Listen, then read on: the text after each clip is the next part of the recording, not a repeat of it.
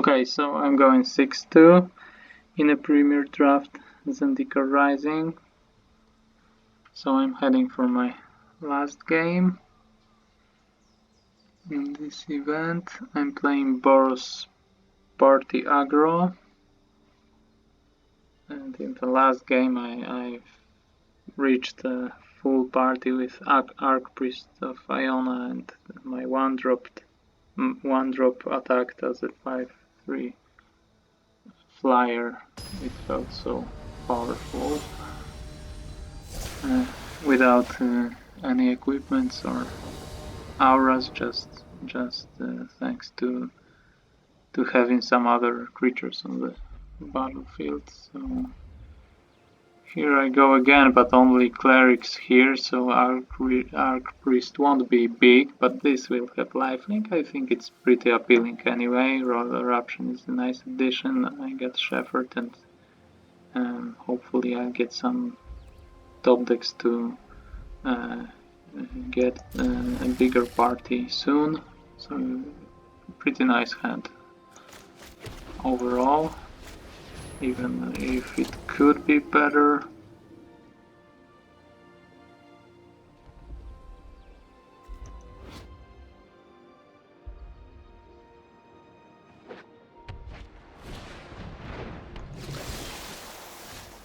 Okay, and I got a wizard.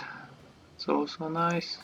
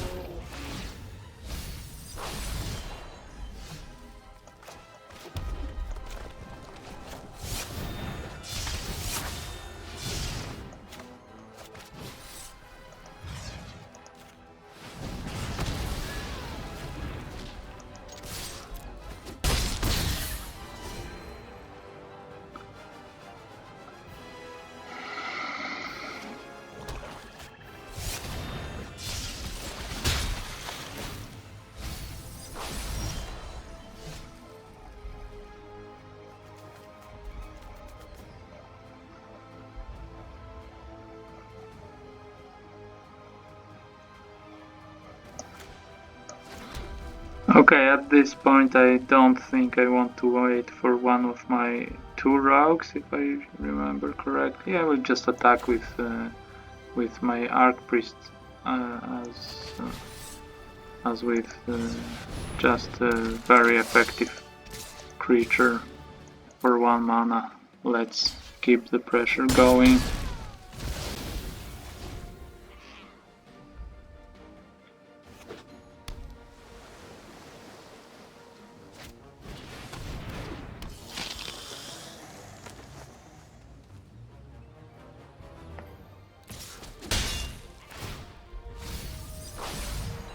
Okay, rogue was pretty close, but got milled anyway, so that doesn't count, I suppose. So they will block Scorch Rider anyway, not my wizard or cleric, so I don't have to play this before combat. Maybe they will hear some combat trick and don't block, not block at all. I don't think so, but if they block, it will be a warrior, so Maria Captain won't get stronger just by playing it before combat.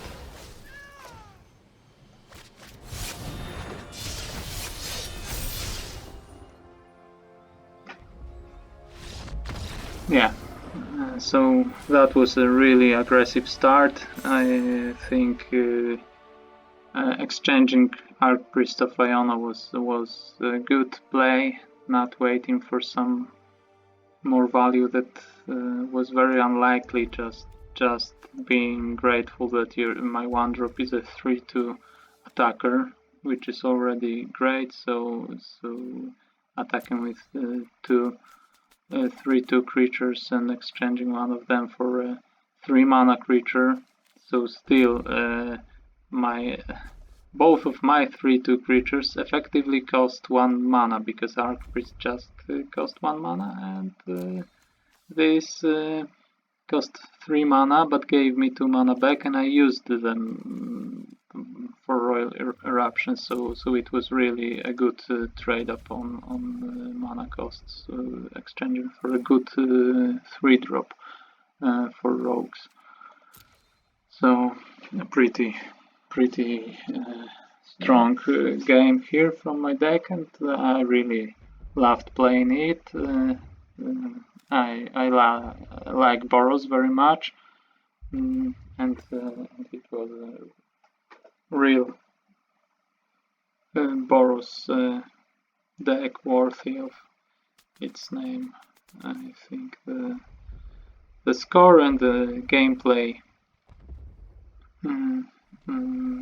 confirms that. I made some mistakes in the previous game, and 2 losses I got. I think that was unlucky. Judge it by yourself. Watch it. It was round 5 and round 6, because I was going 4-0 and then lost 2 games. So one was very mediocre hand after mulligans, waiting for some top decks. I think that wasn't a bad keep. It was risky, but mulliganing to 5 is also risky. So you don't judge your hand this way. So if you're after a mulligan, you need to take some risky keeps. If they are not too risky, you got some plays. So that was just that. But my top decks didn't happen. Maybe you won't agree with me. You can comment on that video and say if you would have mulligan to 5 after seeing my second hand. But I think it wasn't a bad decision. But just was unlucky, and in the next game I got flooded, I think pretty significantly, if I remember correctly. So even though 7-2 might be better, might be 7-1, might be 7-0, I think this deck was very strong, so I'm happy with it. And thank you for keeping me company in this event. I finally reached a real breakthrough in Zendikar Rising, because lately this set was going very bad for me. And if you're interested, let's check out what will I open in my 6 boosters.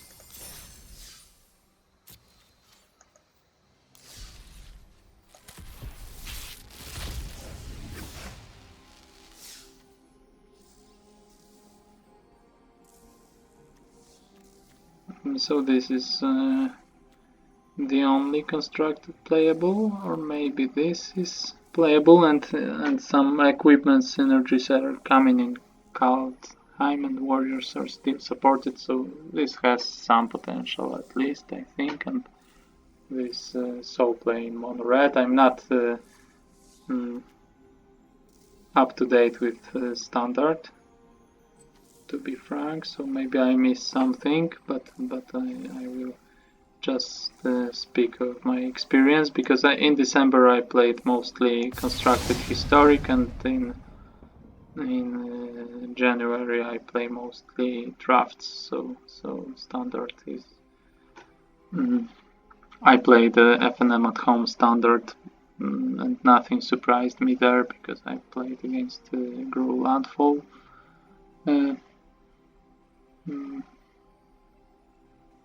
Most of my games, I think. Maybe I played with something else there, some Yorion Doomfort deck, so no surprise as well.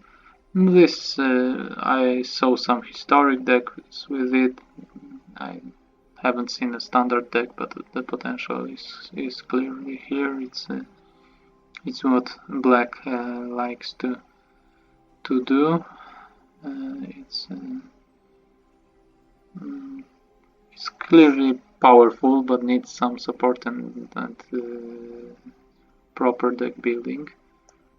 So not bad cards in this booster, and some wild cards, they are also nice.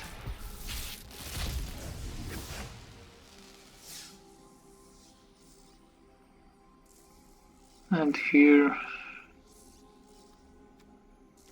so this, I don't think it's so plain rogues. Maybe I've seen it in some deck, maybe some budget versions can play it. It's not that bad, but the rogues got better creatures. And this maybe somewhere, someday. And the same goes here, because the effect is nice. It's no Burning Tree Emissary, but it's not a bad card. And this, I'm sure I saw it in some standard decks. It's pretty powerful, although the equip cost is quite large, so maybe some cheating would be nice here. So Nahiri equips her tokens, and this Resolute Strike we saw in the previous booster equips a warrior, so if you cheat the equip cost, it may be very powerful.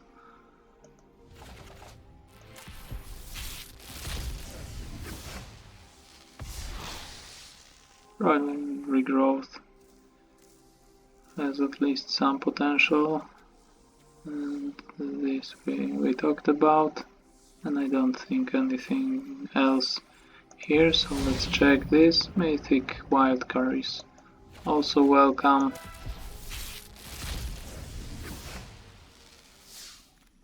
This certainly so playing control decks. I don't think so here. So now there are some limited role players, but no constructed playables here, I suppose. So maybe this is, or this, maybe the closest, but they're still not there. And this is certainly playable, and so some play it can be played as a one-off or two copies, maybe not all the whole playset of 4 copies, but you can change some forests into a bold land that gives some utility if you have enough lands. And it's pretty powerful, even if it's expensive, so it's not some marginal utility, but a real powerful spell if you get there, if you have 7 lands and don't need the 8th. Okay. Let's see what else we got here. So this and this, so play in mono red, and not only in mono red. I think it can be at least considered in any red deck, especially aggressive red decks. And this if some Boros warriors or some Boros equipments or both, or some warriors or equipments deck in other colors. It doesn't have to be a mono red for this card. It's just cool, I think.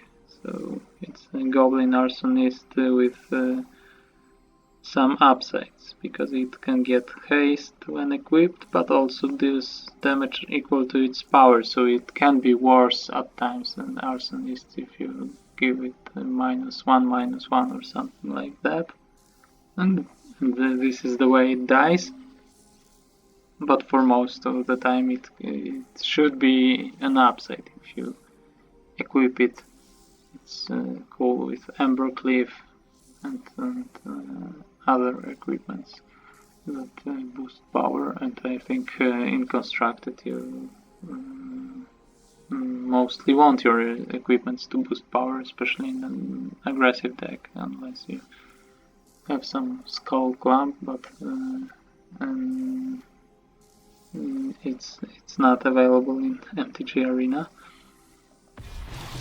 And this certainly not every version of Rogues played it. There was some Lurus versions in Historic, in Standard, but if your opponent plays Rogues and doesn't have Lurus as a companion, you should expect this annoying Merfolk here. So it's very powerful. What else? Some good cards I opened, so another great uncommon, Tribute Removal Spell. And this is also a good uncommon, and so play. I played against Mono Green Foot with this, and a lot of decks can make use of this mana dork, or it can be one of the mana dorks, or even a mana dork of choice. So it's not a land over elf. So Historic has clearly better card, but besides land over elf, you can just choose what fits your deck. So it may fit some decks better than some other 2 mana mana dorks like Paradise Druid or Incubation Druid, Elysian Caryatid, and this I haven't seen Standard or Historic deck with this card, but I think at least some potential is here. And it's a very interesting card, and its effect I haven't seen a similar effect, I suppose. So you don't lose unspent mana until some point or something like that appeared, but this death trigger that corresponds with